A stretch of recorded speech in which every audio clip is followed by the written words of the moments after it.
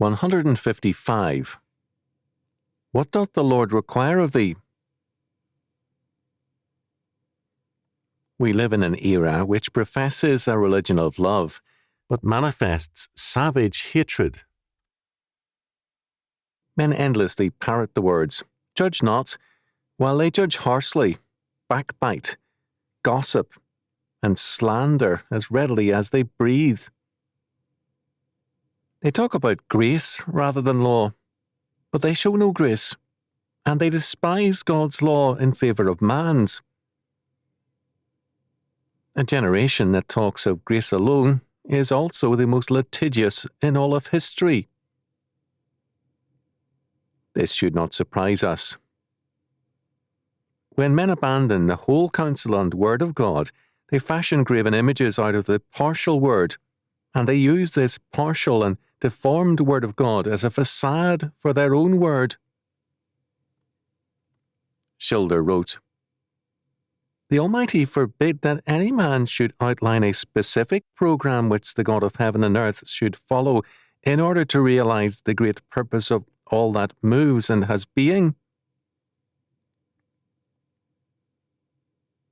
It is a great temptation of man to use precisely God's partial word to promote his own word, to drop the law or the atonement, love, grace, justice, or anything else, or more accurately, to minimize their meanings. We need to remember that Satan himself, in seeking to pervert our Lord from his calling, used the very words of Scripture to do so. Matthew chapter 4, verses 1 to 11. Satan used, in each of the three temptations, a partial word, perverted into another meaning, in order to promote the kingdom of man as against the kingdom of God. In each of the three temptations, our Lord responds by citing Scripture, by setting the wholeness of the word against a partial and perverted word. But this is not all. When we deny any part of God's word to God, we appropriate it to ourselves. We do not abolish that word. We transfer it instead from the Creator to the creature. If we deny grace to God, we give it to man. If we deny atonement from the Lord, we seek atonement from ourselves. If we deny God's law as applicable to us, then we bow our necks to the rivets of man's law, to the bondage of our own sinful word. This is why we are the most litigious generation in all of history. When the Pharisees implicitly denied God's law in favor of their traditions, they produced the Talmud. When the church forsook God's law, it produced the many reams of church laws and regulations, binding the consciences of men to the church, rather than the Lord. When civil governments abandoned the law of God for humanistic law, it created libraries full of laws and regulations, and a generation in which lawless men are forever judging one another.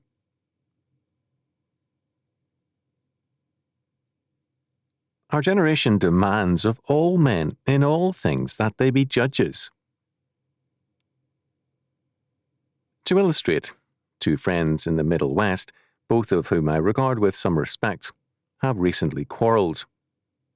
Neither has consulted me, nor talked to me of their division, for which I am grateful. However, several friends have written or telephoned asking me to issue a judgment on the matter. I have had to reply patiently that I am not their judge, nor do I have any responsibility to pass judgments. I add further that for me to judge would be a sin, and to do other than dismiss the reports would be to participate in gossip and tale-bearing. None of us are constituted by God to be a court.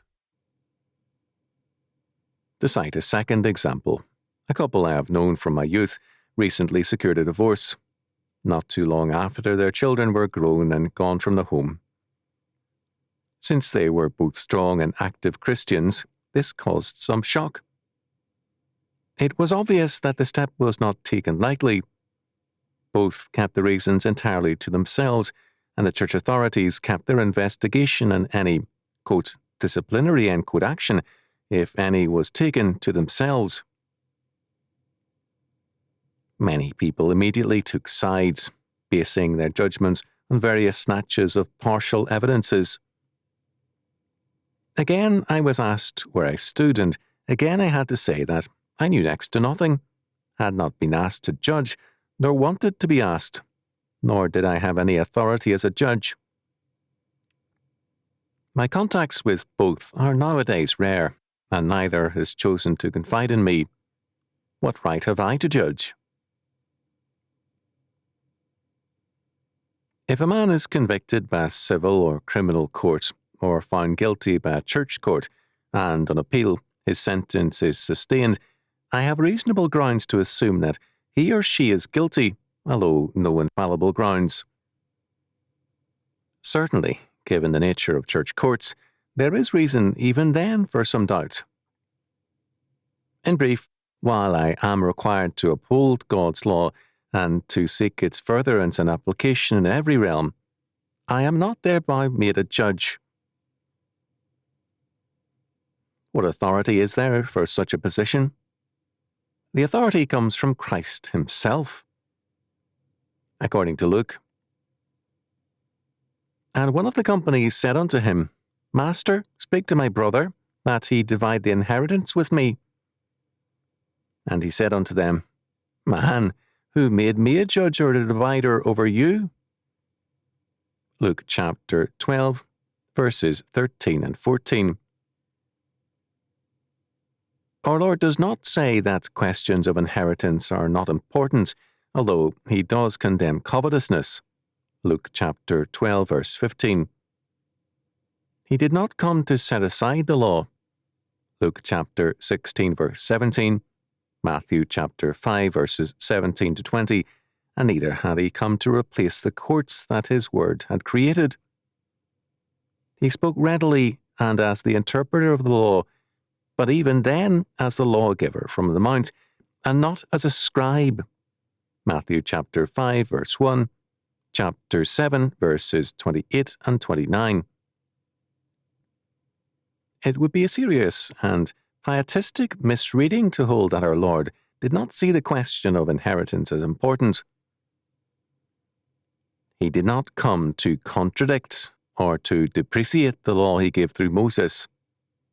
He did refuse to become the judge or divider during his incarnation. He did not come to replace judges and courts, but to make all things new. Revelation chapter 21, verse 5. The goal of a new creation. The world today is full of cries similar to that described by Luke. Speak to my brother, or to this man or that he divide the inheritance with me, or that he right this or that civil or moral wrong. Injustice is a very real and ugly fact. How shall we answer that cry? Let us examine two representative cases for purposes of illustration. First, in a litigation between two partners, it was clear that one partner had at the least taken advantage of the other and probably defrauded him. It became equally clear that the wronged partner had at times taken advantage of the other, and, in this case, had been the loser in a case of mutual sharp dealing. It is to be hoped that some wise judge will untangle the case and render a just decision, because even sinners must be granted justice. This is a difficult problem for the courts, and no personal judgments can help, resolve, or in any way further the matter or add an ounce of righteousness to the situation. The Lord has provided dividers and judges, and it is best left to them, and those courts can truly judge wisely if they judge in terms of God's law. Second, in a similar case, two partners sought a division of their assets and a dissolution of their partnership, and there were charges and countercharges. In this case, one man was clearly in the wrong, and the other innocent. The judge ruled in favour of the innocent party, but saw no reason to destroy the guilty, and so rendered a division which, while favouring the innocent, enabled the guilty to continue business on an independent basis. The realities of a humanistic court are not altered by indignation, endless comments, nor by independent judgments. The world around us is a consequence of man's faith. Humanistic man creates a humanistic culture, and Christian man creates a Christian culture. We get the kind of dividing and judging our faith calls for. Jesus did not come to be a divider nor a judge, but as our Lord. Those who demand that he be a divider or a judge are interested in a partial and a self-serving word from Jesus Christ. They want God's word to buttress their position, and whether a covetous position or not, it is still their position. Our Lord summons us instead to bow before him as our absolute Lord and Saviour. Psalm 2, verses 10 to 12.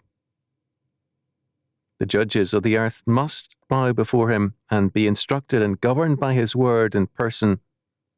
He is the Lord, and he is judge over all judges. Why should he do the work of his underlings? And what right do we have to arrogate to ourselves his position as judge over judges, or to compete with his judges? Presumptuous judgments in the name of the Lord are as anathema as the empty and blasphemous sacrifices Micah condemned. Wherewith shall I come before the Lord, and bow myself before the high God? Shall I come before him with burnt offerings, with calves of a year old? Will the Lord be pleased with thousands of rams, or with 10,000s of rivers of oil? Shall I give my firstborn for my transgression, the fruit of my body for the sin of my soul? He hath showed thee, O man, what is good.